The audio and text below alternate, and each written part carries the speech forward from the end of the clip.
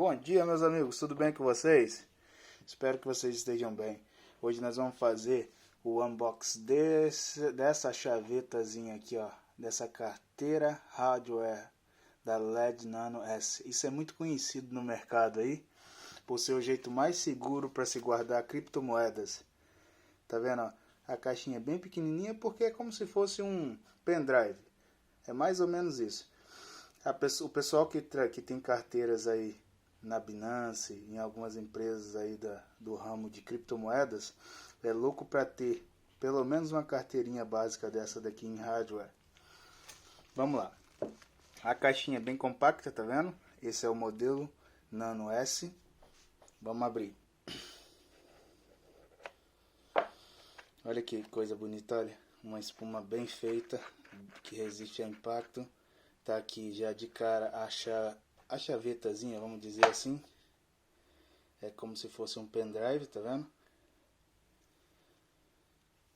E aí você conecta ela ao seu computador, ao seu celular. Ela vai sempre gerar códigos aqui, para que essas são senhas que você vai utilizar para entrar na sua carteira e fazer transações nela.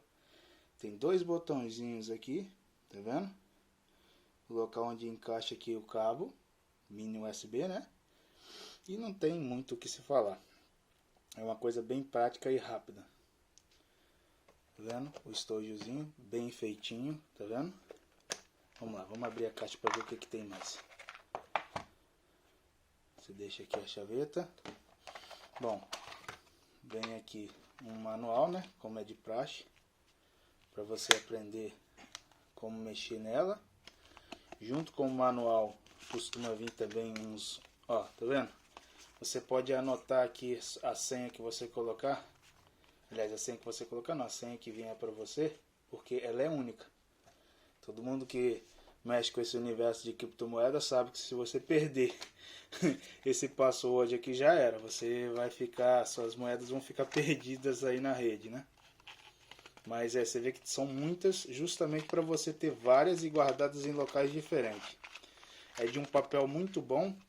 Com certeza é um papel que dura muitos anos, para justamente não perder mesmo as informações que tem aqui.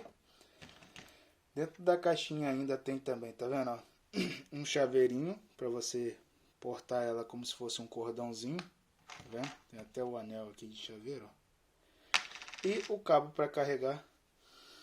Para carregar não, para colocar ela conectada ao seu dispositivo, que pode ser Android, pode ser da Apple ou pode ser também um computador, um PC, um hardware normal.